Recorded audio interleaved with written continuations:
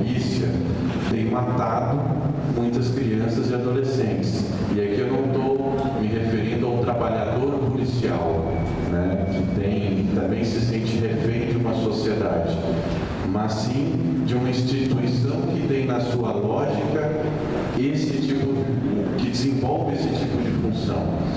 E o que fazer? Então são essas duas primeiras perguntas.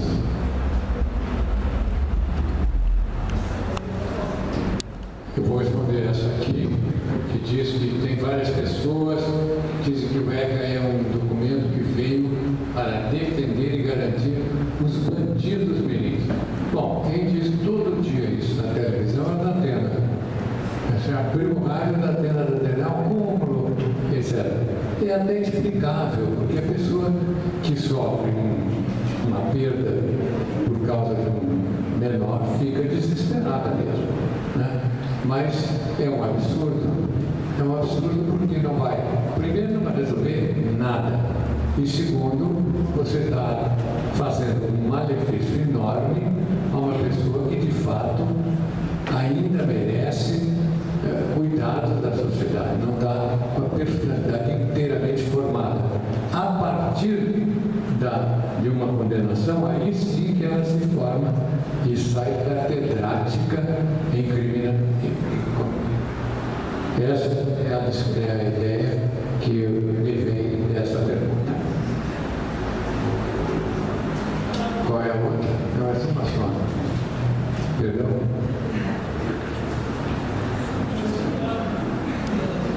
Qual é a pergunta?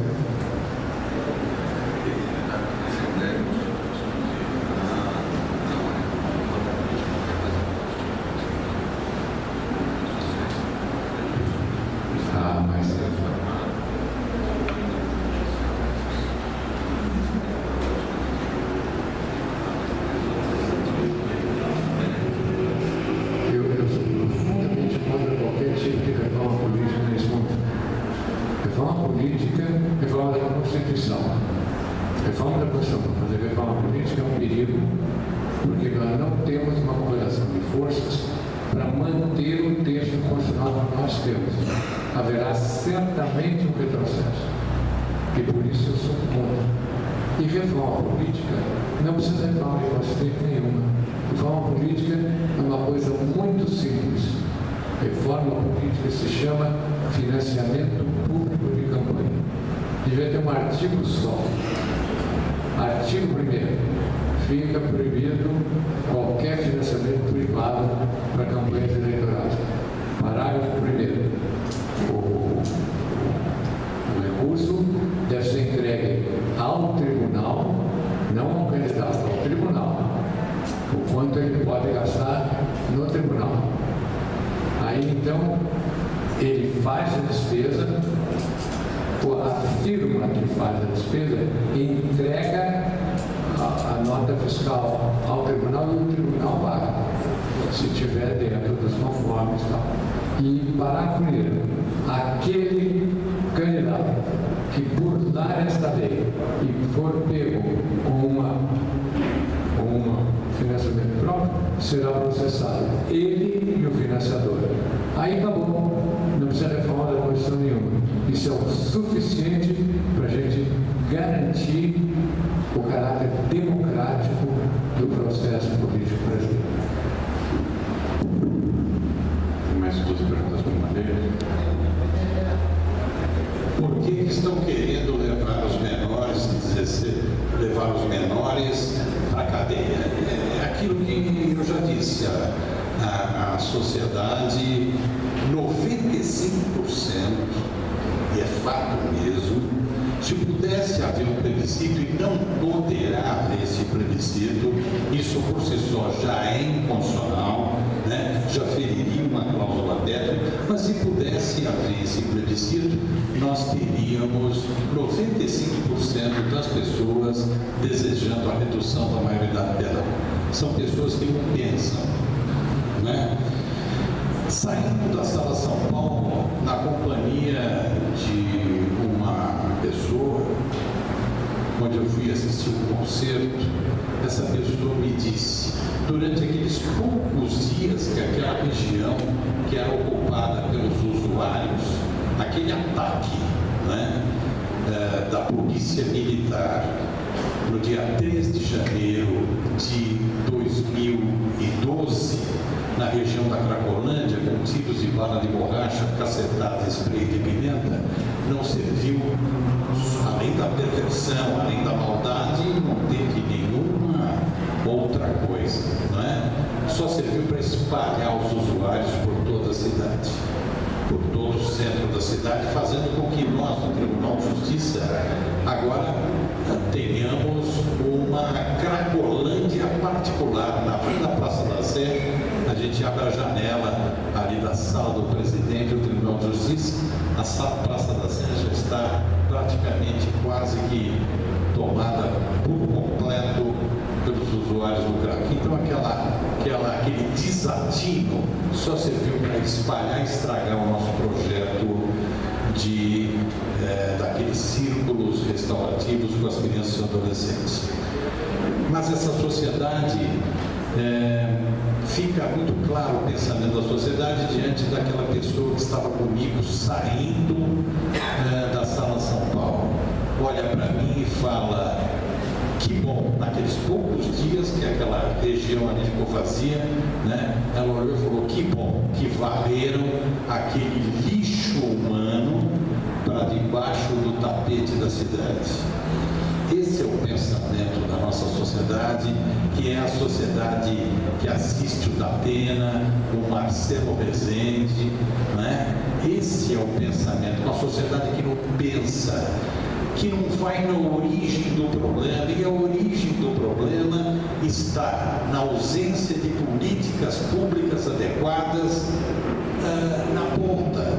Se nós não tivermos uma escola pública de primeira qualidade, se nós não tivermos saúde pública de excelente qualidade, lá onde as pessoas pobres moram, se não tivermos frentes de trabalho, casa que pelo menos não desbarranque quando chove,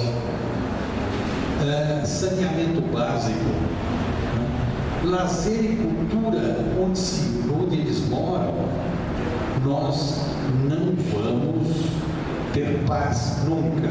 E daí essas ideias superficiais e burras, né? E impiedosas e intolerantes de redução de maioridade penal.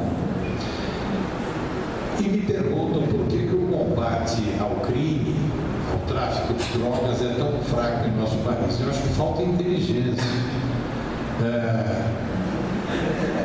Eu acho que falta inteligência pelo seguinte: havia, nos tempos que eu estava lá trabalhando na Cracolândia, hoje eu também continuo na Cracolândia, mas hoje num trabalho de supervisão do CRATOD, que é uma casa da Secretaria da Saúde, dos nossos plantões judiciários lá no CRATOD. E faço ainda voluntariamente as minhas abordagens, porque eu entendo que aquele que é convencido a se tratar tem um proveito muito maior. Mas naquela época que eu estava mapeando tudo aquilo para a gente começar com os nossos círculos restaurativos, tinham 2 investigadores da narcóticos, da Delegacia de Narcóticos, infiltrados, né, agindo com inteligência, não para fazer mal aos usuários, para pegar o grande traficante. Só que todo esse plano de inteligência de uma polícia preparada para pegar o grande traficante se perdeu com a invasão da polícia militar, né? Se perderam, eles se perderam, né? Forças Armadas, né? Eles têm que estar nas fronteiras, Exército, Marinha, Aeronáutica, juntamente com a Polícia Federal, tem que barrar a entrada de matéria-prima para que o crack seja feito, né? Enfim, é com inteligência que a gente tem que agir, com firmeza, com autoridade, com inteligência, a gente vai conseguir combater o tráfico de drogas, coisa que está extremamente difícil, né? É uma guerra que nós estamos perdendo, a situação é incontrolável nas ruas da Cracolândia, né? E os traficantes que estão presos são os adolescentes, que são os intermediários dos intermediários dos intermediários. Quer dizer, estamos prendendo o Zezinho só. O grande traficante escapa, né? O banqueiro que faz lavagem de dinheiro para o tráfico, ninguém sabe quem é. Então a gente precisa começar a pegar os grandões.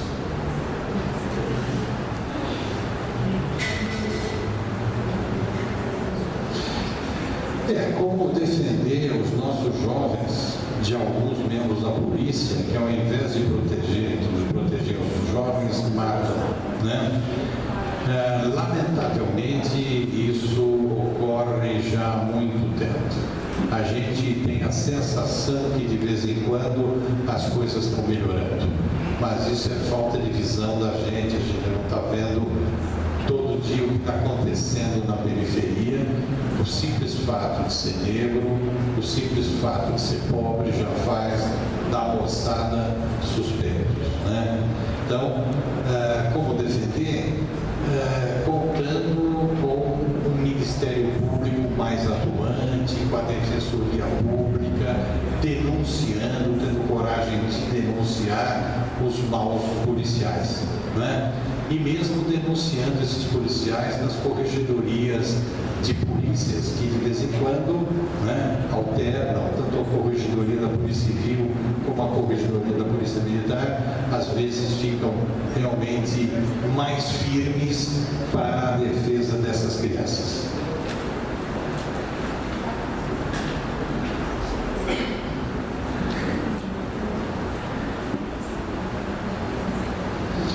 Me ajuda aí, porque a letra não entendi.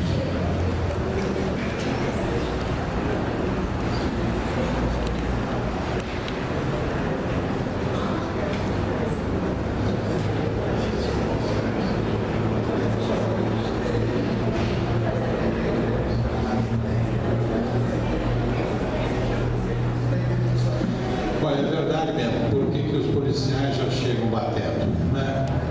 Porque tem uma má formação, porque eles têm toda uma sensação de impunidade, né? E isso precisa terminar, precisa efetivamente terminar. E eu acredito que é uma esperança que esses policiais sejam cada vez melhor preparados. Há também que se valorizar um pouco mais os policiais. Os policiais, eles são pouco valorizados, porque tem policial corrupto, porque eles ganham uma porcaria, né? Eles não são bem formados, né? Tem muita gente que ganha pouco e não se corrompe, mas tem alguns que ganham pouco e se corrompem, não tem já uma boa formação e vão se corromper, né? E se tornam ferozes, né? Eu conheço policiais militares que moram em favelas e eles não entram nem saem das favelas com as suas fardas, porque eles têm a família lá dentro.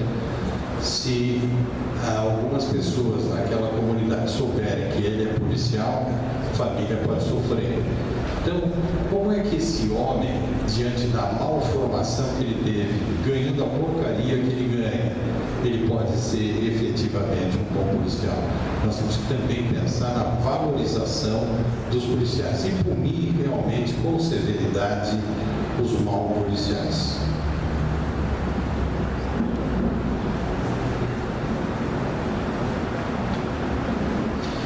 Mais ou menos, essa pergunta é mais ou menos na direção daquela outra. E eu me coloco à disposição para... Tem mais aí?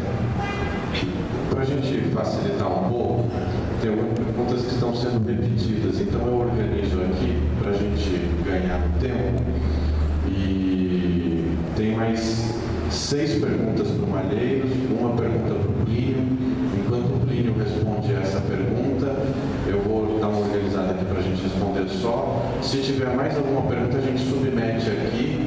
Eu sei que o Malheiros tem entrevista mais tarde, enfim, a gente faz uma fala de encerramento para poder encerrar aqui. A pergunta é: por que uma sociedade não tem mais oportunidades para os adolescentes?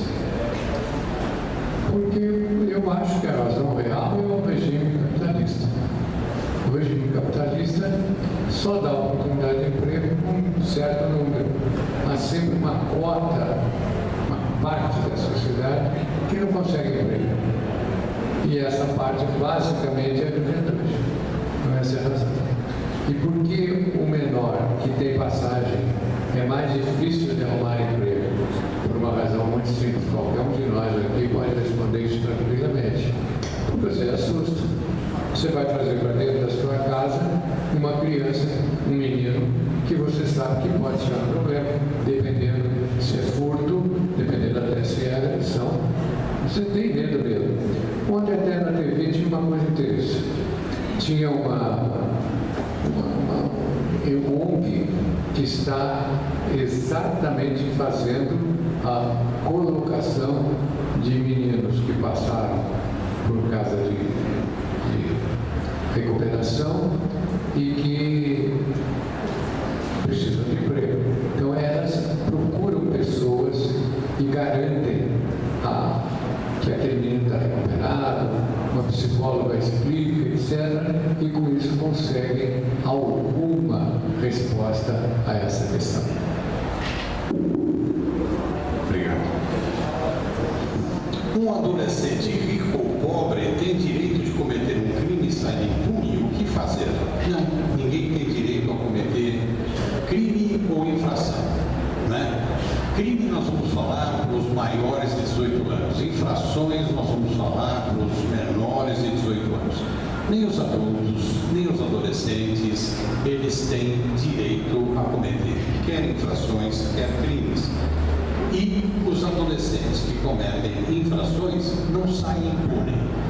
Quem já leu o ECA, e para isso precisa ler o ECA, vai perceber que o ECA tem medidas socioeducativas bastante sérias, né? Aquele que comete, um adolescente que comete uma infração, ele vai ser submetido a uma medida socioeducativa que pode deixá-lo internado por 3 anos e poderá até mesmo, né, e isso é uma modificação que está por vir, né, poderá até permanecer por mais tempo em medida socioeducativa. Não vamos querer que os nossos adolescentes sejam submetidos ao mesmo sistema carcerário falido que nós temos. Ou seja, não quero que o Tiago saia prontinho para substituir o alemão, né? Esta é a resposta. Vamos ler o ECA, vamos entender o ECA, que o ECA não veio para fazer cafuné na cabeça de adolescente infrator. O ECA veio para responsabilizar, evidente, veio para trazer, para confirmar a proteção das crianças e dos adolescentes, que são gerados, são levados, tanto os ricos como os pobres são carentes. Os ricos são carentes da atenção. Aqueles meninos ricos que saem nas ruas e que são pouquíssimos. Os pobres são empurrados para essa vida. Os meninos ricos, por desatenção dos pais, né, saem aprontando por aí. São carentes também. E os meninos pobres, que não têm uma escola pública adequada, que desde cedo eram abandonados, porque faltam creches nessa cidade, eles são levados a estas infrações. O uso de drogas piora toda essa situação. grande parte dos meninos tem transtorno mental, grande parte desses adolescentes violentos tem transtorno mental. E nós precisamos rever toda essa parte também da psiquiatria